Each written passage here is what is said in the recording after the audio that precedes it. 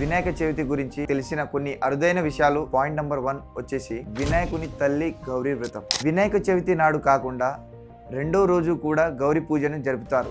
గౌరీని వినాయకుని తల్లిగా పూజించే ఈ సాంప్రదాయం మన తెలుగు వాళ్ళలో ప్రత్యేక. పాయింట్ నెంబర్ 2 వచ్చేసి వినాయకునికి 21 పత్రాలు సమర్పిస్తారు.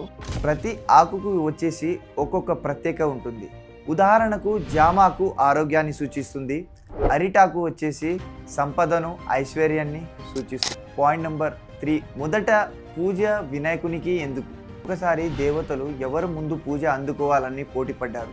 శివుడు పార్వతీదేవి ప్రపంచం చుట్టి మొదటగా ఎవరైతే వస్తారో వారే విజేతలుగా అని పోటీ నిర్వహించారు. ఇప్పుడు దేవతలందరూ బయలుదేరగా పరమేశ్వరుడు పార్వతీదేవి చుట్టూ ప్రదక్షిణలు చేసి మీరే నా లోకము, మీరే నా ప్రపంచము అని వినాయకుడు సెలవివ్వగా అందుకే ఆయనను ముందుగా పూజించే ఆచారం మొదలైంది.